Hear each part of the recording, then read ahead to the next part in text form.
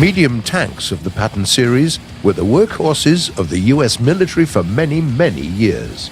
The story of this tank family can be traced back to the end of World War II, when Americans started to use the M26 Pershing, which, thanks to its new 90mm gun and tough armor, was pretty effective when used against German Tigers and Panthers.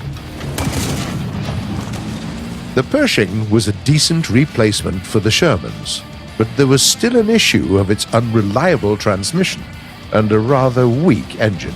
After the war, when the military decided they needed a more modern tank, American tank designers set out to upgrade the M26 by giving it a new gun, engine, and transmission.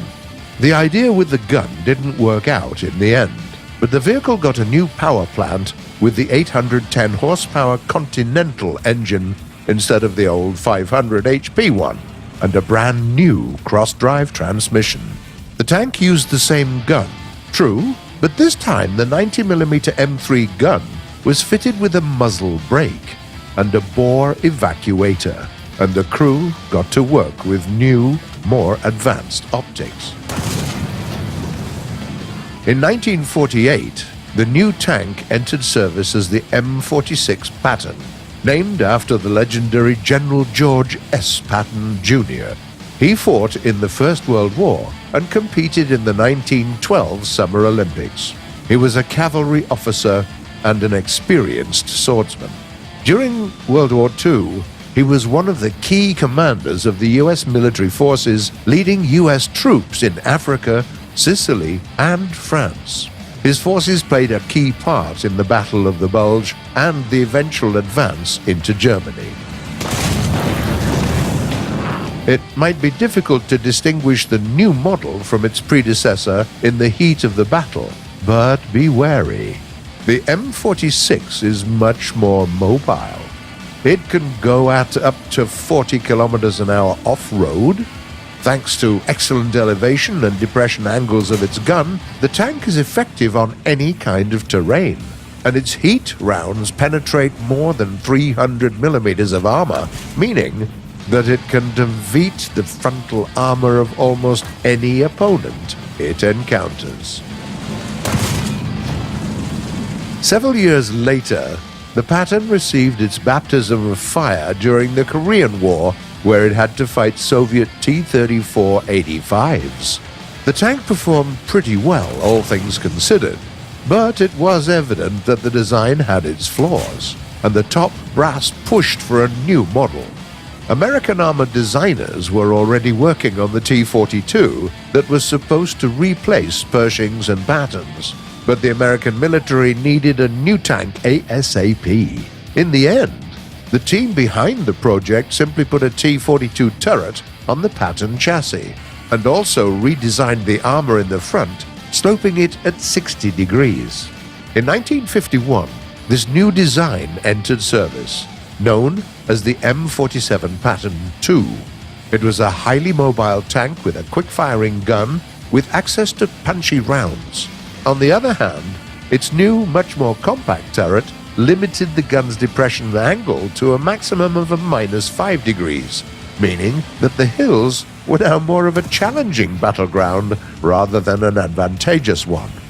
At the same time, the tank's new armor made it considerably tougher. It wasn't that easy to pen it from the front anymore. Obviously, the Patton II is not invincible.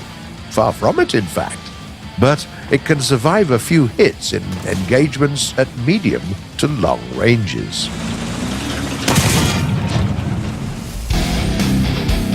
The Pattern II was widely used by many countries including Turkey, Spain, Yugoslavia, and Austria.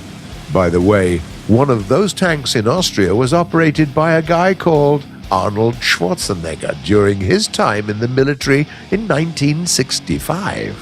He even purchased that very tank later. Some countries modified their M47s. For instance, in West Germany, they were fitted with smoke grenade launchers, while Italians tinkered with giving it a 105mm Otto Melara gun. The M47 was still basically an upgraded Pershing, though, and what the American military really needed was a new modern tank. The most successive attempt at getting one at the time was the M48 Pattern 3.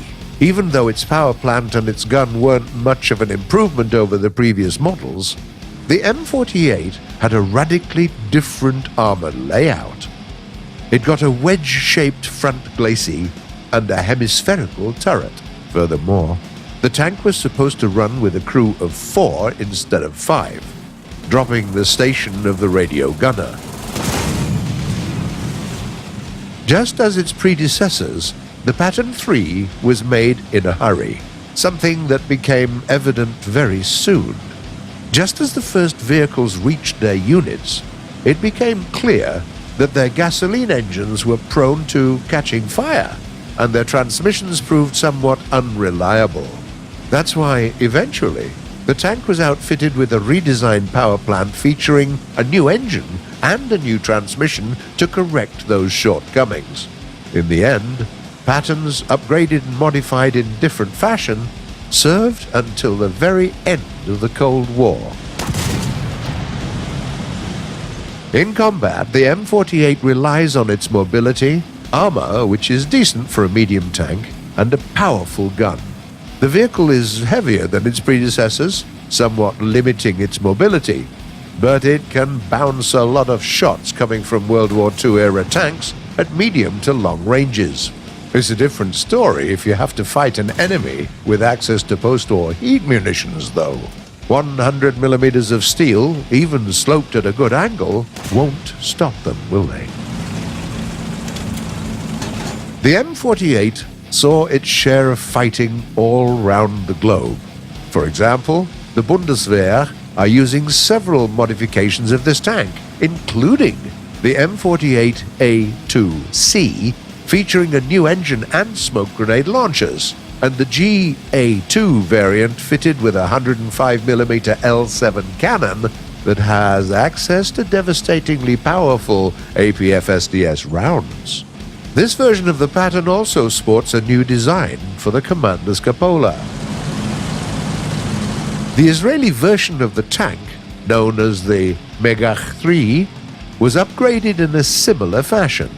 It got a 105mm cannon, a new engine, a new commander's cupola with a drastically smaller profile, and Blazer ERA, very useful in the age of advanced heat munitions and ATGMs. Taiwanese engineers also worked on the M48 quite a bit. Their M48A1 is almost identical to the American counterpart, while the CM11 is already an MBT, its design incorporating both a turret of the M48 and the hull of the M60. Its 105mm gun can fire DM63 APF-SDS rounds with high penetration rates, allowing the tank to fight even the most modern of tanks. Heavy ERA coverage helps to mitigate the damage done by heat projectiles, and thermal sights allow the tank to be effective even under the cover of night. The M48 Pattern is still being used by many armed forces all around the world. Even though its basic design is more than half a century old by now, these tanks soldier on. The M48 might not be perfect, but it's reliable, not to mention that it paved the way for the first proper American MBT, the mighty M60.